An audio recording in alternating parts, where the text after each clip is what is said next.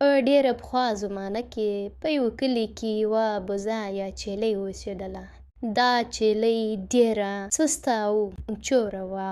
هېڅ کار به یې نه کولو او هر وخت به پرته وه. مورې موږ له خوراک راکړه. چې څه خوراک؟ ظالمانه د ستاسو خېټې دي که څه دي؟ چې مو خوراک راوړو نو تاسو هغه خوراک څه کړ؟ هغه خو پرون ختم شوی دی. موږ له نن خوراک راوړه، وږي شوي یو. یو خو زه ستاسو له دې خوراکونو نه تنګ شوم. لۍ په نزلو د خوراک په تکل روانه شوه چې د ځنګل طرف ته ورسېده. نو سوچ یې کولو چې پرون خو ماته په تیار خوراک میلاو شو، اوس به څه کوم؟ دا سوچونه یې کول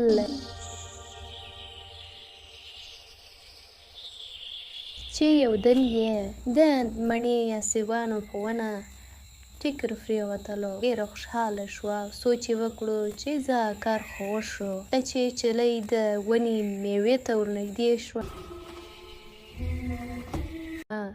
نو په دغه وخت کې مخې ته یو غټ غوایی ورغی. چې کله چیلۍ غویي چې کله چیلۍ ولیدله نو وایي دروله او پوښتنه یې ترې وکړه. هغې وویل چیلۍ دا میوې هسې نه میلاویږي، د دې به قیمت ادا کوې یا د خدای خاطر وکړه زه ډېره وږې شوې یم، بچي مې وږي دي. لۍ سیوان راکړه، میوې به درکوم خو په یو شرط روزانه به دې بوټو ته اوبه اچوې. لۍ خو ډېره سسته او کمچوره وه نو د غویي دا خبره یې ونه منله او له دغه ځایه روانه شوه. لږ مزل وروسته په ځنګل کې د یو کور خواته ورسېده.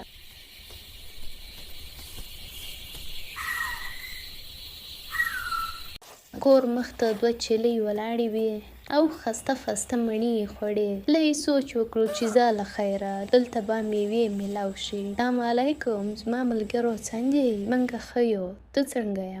ما ویل لۍ مې وخوراک کړه، زه وږې شوې یم او بچي مې هم وږي دي.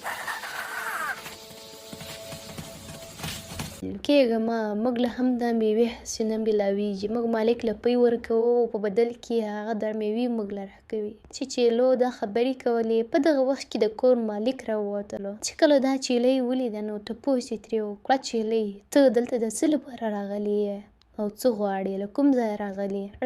زه وږې شوې یم او بچي مې هم وږي دي. نو ما ویل یو څه خوراک به راله راکړې. راک به درکړم خو په یو شرط، روزانه به ما له پۍ راکوې او روزانه به زه تا له خوراک درکوم. لۍ چې ډېره کمچوره او سسته وه د ده شرط یې هم ونه منلو او له دغه ځایه روانه شوه.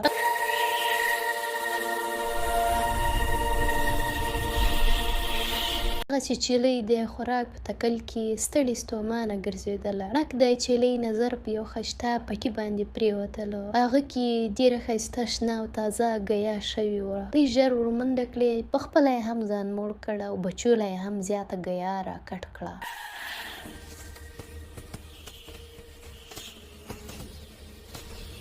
چې ډېره ستړې شوې وه نو سوچ یې وکړو چې لږ ارام به وکړم.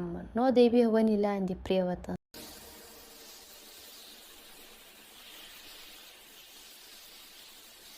ساعت پس زمیندار راغی.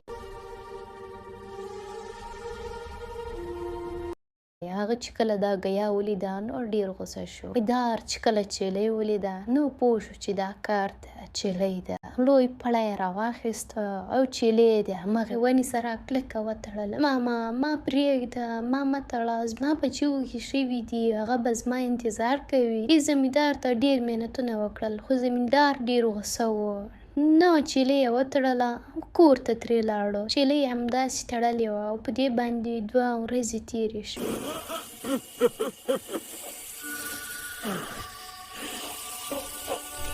ابتدا چیلۍ بچي په مور پسې ډېر خفه او پریشانه و. ډېر خفه یم چې مور مو چېرته تللې، خو زه خپله هم ډېر خفه یم. راځه چې لاړ شو وګورو مور مو چېرته تللې. همداسې خفه ناسته وه چې په دې کې یو منګکوری راغی. کوریا راشه ما ازاد که، زما بچي زما انتظار کوي، دوی به مړه شي.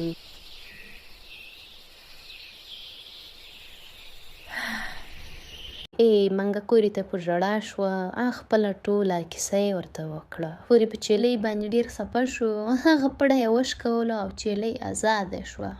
ډېره خوشحاله شوه او په منډه د خپل کور طرف ته روانه شوه.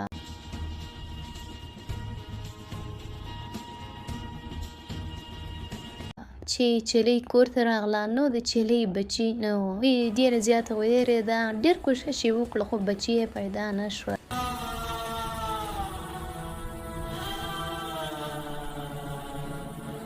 پی په منډه منډه غویي له لاړه.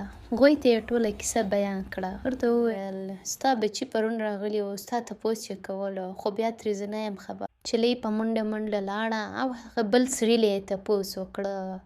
هغه ته یې ټوله کیسه بیان کړه خو هغه ورته وویل تا بچي پرون لیدلي وو خو بیا مې نه دي لیدلي. کیدای شي چې چېرته کوم زمري خوړلي وي. چې کله دا خبره واورېده نو ډېره وارخطا شوه او د زمیندار طرف ته په منډه منډه ولاړه. چې کله زمیندار له راغله او خپله کیسه یې زمیندار ته بیان کړه. زمیندار هم خفه شو خو ورته یې وویل نه ستا بچي نه دي لیدلي. اوس چیلۍ پوه شو چې زما بچي مړه شوي دي.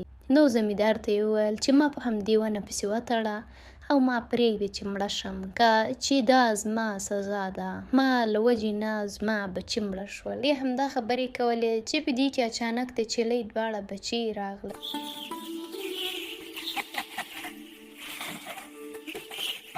چې کله خپل دواړه بچي ولیدل نو ډېره خوشحاله شوه. ځان ته یې خپل دواړه بچي راجوخت کړل او له خوشحالۍ نه په ژړا شوه. زمیندار ته وویل چې له نن نه پس به زه تا سره په پټیو کې کار کوم او په خپل محنت به زه خپلو بچو له رزق ګټم. موږ درنو لیدونکو په دې کیسه کې دا درس او عبرت دی چې په هڅه او کوښښ کولو سره کامیابي ملاوي. هېڅکله سستي مه کوئ، محنت وکړئ.